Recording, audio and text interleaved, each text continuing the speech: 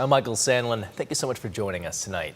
We'll get to all of our top stories and more in just a moment, but first, let's bring in meteorologist John Birchfield with the latest. John, I understand there's going to be some big changes between today and tomorrow when it comes to the weather. Yeah, Michael, some abrupt changes as a powerful December cold front moves through the area. That's going to bring a whole host of impacts, including strong winds that are going to be arriving after 8 p.m. There is going to be a line of gusty showers that moves through between 8 and midnight. And also tonight, the potential for a flash freeze. Essentially what that means is temperatures are going to be plunging from the 60s to the 20s, and there is the chance for black ice developing as a result of that drop in temperatures. Right now we have some garden variety showers passing through the area. Nothing impactful with this round of rain, and temperatures, they have warmed up. It started off cold this morning, but we're up to 61 in Toledo, 63 in Findlay, 64 in Ottawa. So this December cold front is currently racing in from Illinois to Indiana, and it's producing severe weather in portions of western Indiana right now. There is going to be some sort of weakening trend over the next couple of hours, but still there is going to be the risk for severe weather extending up until about the I-69 corridor in northern Indiana. And to give you an idea of what some of these storms are doing, straight line winds and even an isolated spin-up tornado possible to the north of Lafayette. Here at home, it's the winds that are my biggest concern. That line's going to be knocking on our doorstep by 8, moving into the Toledo metro by 10, and then east towards the lakeshore by midnight. I'm going to let you know when the worst of the winds arrive coming up in just a few minutes. Michael. All right, John. Well, it's been more than a week since we reported that the body of missing 63-year-old Rinda Brown was found in a burned-out home in South Toledo. And tonight, we're hearing from her family as they process the loss. Dominique O'Neill joins us in studio. Dom, what can you tell us? Well, Michael, we now know the cause of her death. According to the Lucas County Coroner's Office, it was smoke and soot inhalation. But how the fire started is still under investigation.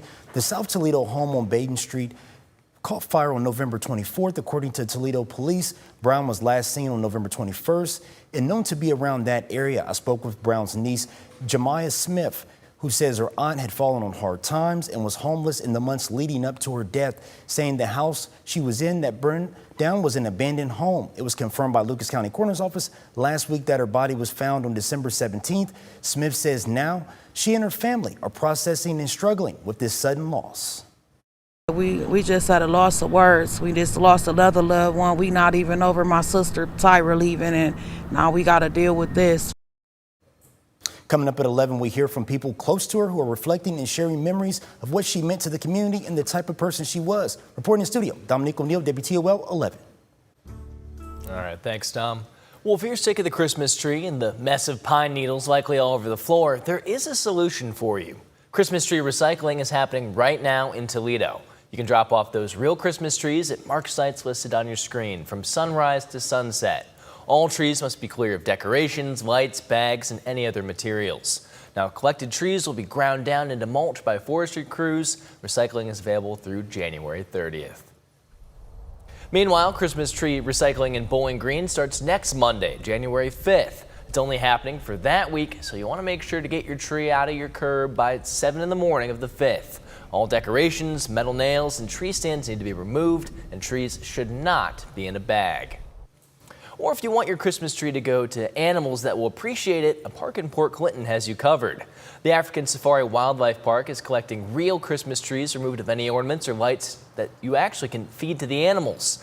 While the park is closed for the winter, they need to keep the animals fed during those colder months. And park leaders say the pine is just the thing.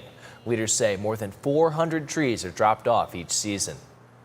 It's a great way for us to help our community get those trees from not going to a landfill, but also the animals absolutely love chewing on bark and trees. But in the wintertime, it's a little bit harder to do that. They don't get as much green stuff, and these Christmas trees give them a great opportunity to have a little extra enrichment. You can drop your trees off at the park every day from 10 to 4 until January 8th.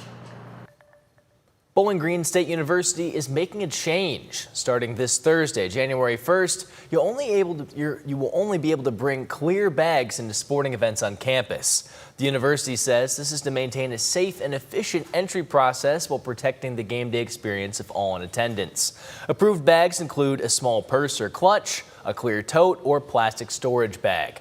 Medical equipment and diaper bags are still allowed, but they will need to be inspected before you can enter. Well, winter is here and the cost of heating your home is going through the roof. But there are some steps you can try to take to keep your energy bills down. Maintaining your weather stripping, caulking around the inside and outside with the appropriate caulk, because there is different kinds. And then around the outlets, you could spray foam around it after turning off the power, of course. And then they do make gasketed covers with a weather seal to minimize the drafts. Experts say homeowners can also save by upgrading to newer appliances since they typically use less energy. And in older homes, you can bring bills down by adding modern insulation to your attic. Experts say there should be about 1 to 2 feet to help keep the cold out. Maumee is giving residents more time to submit sewer commitment forms. These forms were originally supposed to be sent in by this Wednesday, but City Council decided to extend the deadline to January 30th. The forms allow residents to qualify for up to 100% grant reimbursement on any repairs needed for sewer connections in their home.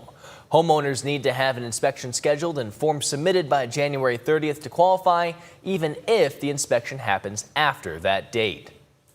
In Toledo, the deadline for getting a lead-safe certificate for some properties is fast approaching. Rental properties and family child care homes built before 1978 have until Wednesday to get that certificate. To do so, you must register your rental property with the Lucas County Auditor, hire a local lead inspector, prepare your property for inspection, apply for a lead-safe certificate, then getting it renewed as required. The goal is to have all qualifying Toledo properties compliant by June 30th of 2029. Coming up, after deadly Russian strikes, President Trump meets with Ukraine's leader, warning the war could drag on for years. And there's an alert day in effect. Strong winds are going to ramp up tonight, and we could see 50-mile-per-hour gusts. Plus, I'm going to preview the potential for a flash freeze. Your full weather forecast is coming up next.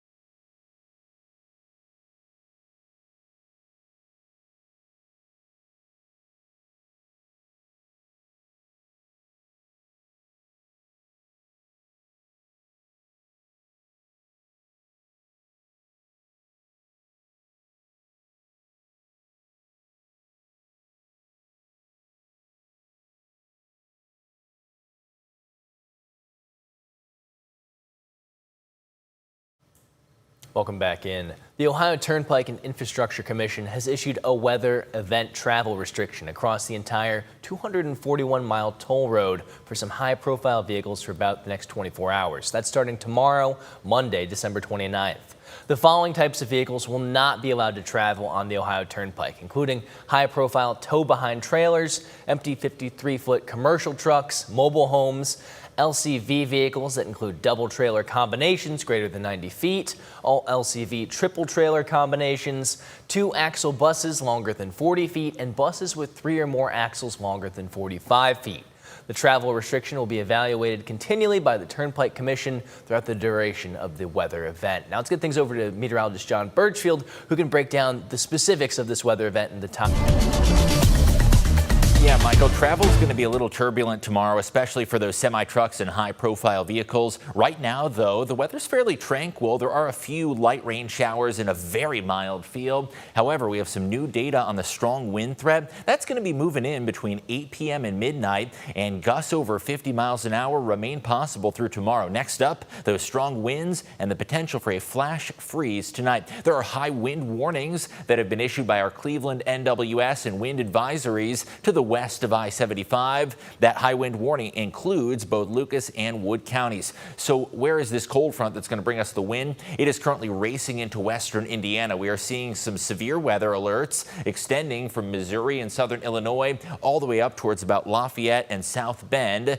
Although there is going to be a gradual weakening trend of this, it is a little bit concerning to see this tornado watch in parts of western Indiana. Now, if you're looking at that wondering, will we have any tornado threat here at home? It is exceedingly unlikely. You'll notice this cuts off right around the I-69 corridor near Fort Wayne, and there is going to be a waning trend on these thunderstorms. There is a slight risk of severe weather extending through about Fort Wayne, and those severe storms are going to be more likely in western Indiana, with only a marginal risk for us here at home as the threat transitions to straight line winds. So when are these storms going to be here? By about 8 o'clock p.m., gusty showers are going to be developing and moving into northwest Ohio, and those 50-mile-an-hour winds will be possible. And it's really 8 p.m. through midnight that we will see that rain threat. After midnight, yes, it'll be windy, but we won't see any thunderstorms or rain. Now, tomorrow, we could actually see a few bursts of snow showers on the back end of this. As temperatures plummet, there is the chance that the snow also impacts travel in addition to just the wind. So here's what that line looks like a little closer to home. You'll notice much weaker in nature than it is currently in western Indiana. That's 8 p.m. 10 p.m. It's going to be right along the I-75 corridor. You're going to be feeling those winds ramping up, and then midnight, Lakeshore County is going to be seeing that rain and perhaps brief rumbles of thunder. Now, check out the change in the feels like. This is what we call a flash freeze. There is going to be a 60-degree drop in how it feels, going from those 60s to single-digit wind chills early Monday morning. Now, one of the other impacts of the flash freeze is the potential for black ice. So there is the possibility that your driveway or sidewalk does have a little bit of ice on it tomorrow morning, or perhaps if you park the car outside, you may need the scraper, and there could be some travel impacts, especially on those untreated road surfaces, bridges, and overpasses. So for the rest of this evening, wind gusts around 30 to 40 miles an hour. The worst of the wind is actually not going to be with that line of thunderstorms, but it's just going to be tomorrow during the day where we could see 50+ mile per hour wind gusts. Snow showers also could leave behind some minor accumulations, temperatures in the 30s, but feeling colder, and there could be some minor damage due to those winds and potentially even a couple of power outages. So please use caution traveling tomorrow with that strong wind. It's going to be a chilly day Tuesday into New Year's Eve and New Year's Day. Could see some light snow showers, but overall accumulations look pretty minimal with that next storm system. It is going to be a sharply colder to the start to the new year. New Year's Day, a 30% snow chance, 23 degrees. We do gradually rebound to the low 30s into next weekend, but overall a much colder start to 2026. Michael. All right, thank you, John. One person has died and another is in critical condition after two helicopters collided and crashed in New Jersey around 11:30 earlier today. In a statement, the FAA said the two helicopters were involved in a deadly collision near a regional airport. The helicopters collided midair and only the pilots were on board each aircraft. One of the helicopters was, quote, engulfed in flames, according to local police. Multiple agencies responded to the incident. The FAA and the National Transportation Safety Board will be investigating the crash. President Trump and Ukrainian President Volodymyr Zelenskyy spent Sunday engaged in face-to-face talks at Mar-a-Lago, marking the third time the two leaders met in person on U.S. soil since President Trump's re-election. The talks come as President Trump is expressing optimism his administration can bring the war between Russia and Ukraine to an end. Willie James Inman has the latest details. President Trump's meeting at Mar-a-Lago on Sunday with Ukrainian President Volodymyr Zelenskyy is the White House's latest attempt to bring the war between Russia and Ukraine to an end. Our meeting was excellent. We covered, somebody would say 95%. I don't know what percent, but we have made a lot of progress on ending that war, which is really certainly the most deadly war since World War II. But the president also acknowledged if peace isn't achieved soon, the war could go on indefinitely. It's going to go very quickly. I think we're in final stages of talking. It'll either end or it's going to go on for a long time, and millions of additional people are going to be killed. Millions. And nobody wants that. Earlier on Sunday, President Trump posted on Truth Social that he had a very good and productive call with Russia's President Vladimir Putin. He then told reporters later in the day that he would follow up with another call to Putin after his meeting with Zelenskyy wrapped up. Sunday's meeting comes one day after President Zelenskyy met in person with Canadian Prime Minister Mark Carney and held a virtual call with European leaders. The meeting also comes after a weekend of attacks in the region. On Saturday, Russia launched a deadly drone and missile strike on Ukraine's capital city of Kyiv. President Zelenskyy told journalists he intends to speak to President Trump about a 20-point peace plan and security guarantees aimed at preventing future Russian incursions. In order for any deal to be finalized, it will require the sign-off of Russia's President Putin. Willie James Inman, CBS News, West Palm Beach, Florida. Coming up in sports, Michigan held an introductory press conference for new football head coach Kyle Whittingham, plus the latest developments on a potential deal between ECHL and Professional Hockey Players Association. We have all that and more coming up in sports.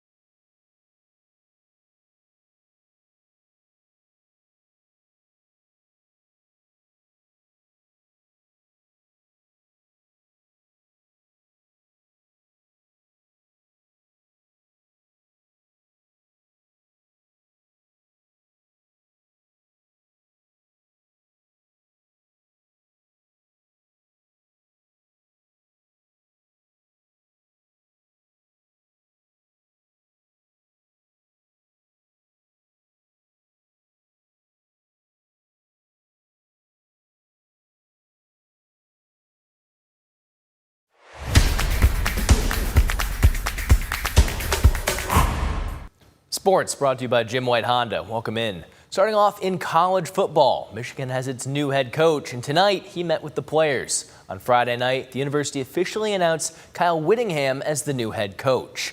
Whittingham flew to Orlando this weekend to meet with the team for the first time.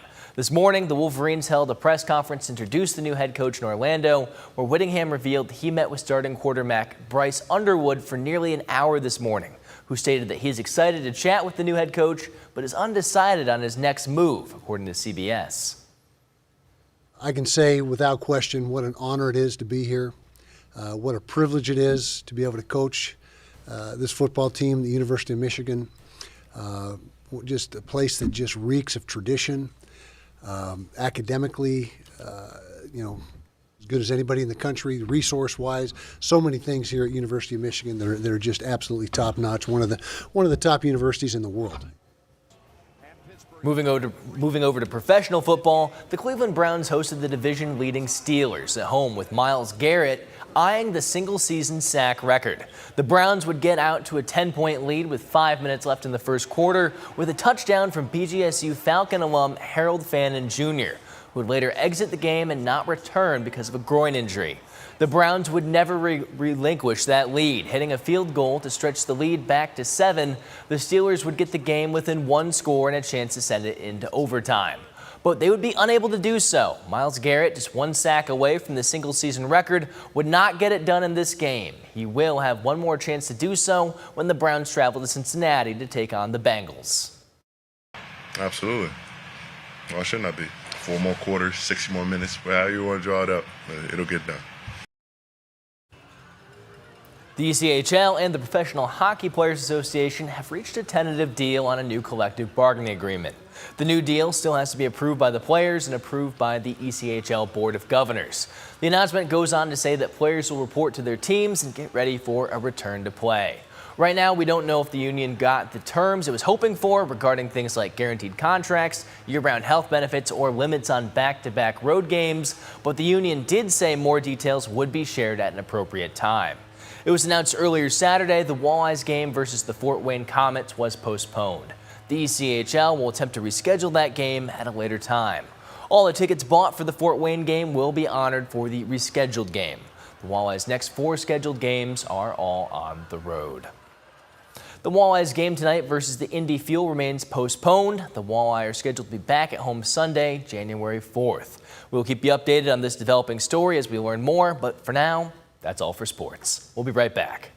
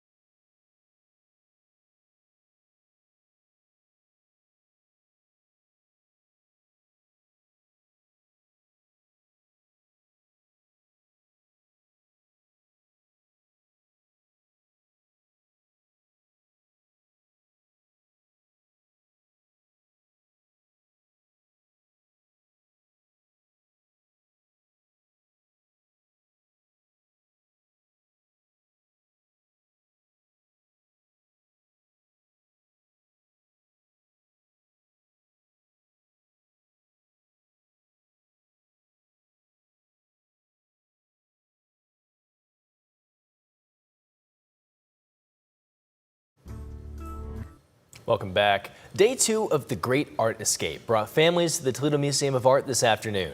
The event was housed inside the Glass Pavilion, and families got to explore the space and craft their own art in the Glass Salon. Meanwhile, the museum's glass blowing team put their skills on display inside the Hot Shop, creating pieces inspired by fables and fairy tales. The goal of the Art Escape is to give families a creative respite from the cold. This has been a wonderful opportunity to showcase this amazing building.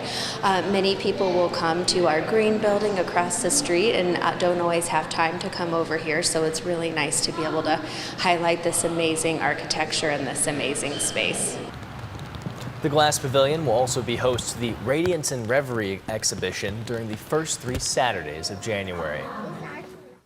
In a first, the famous New Year's Eve ball drop will drop twice in Times Square in 2026. The second time will mark the nation's 250th anniversary. It's the first time there will be a second ball drop since the Times Square tradition started on New Year's Eve in 1907.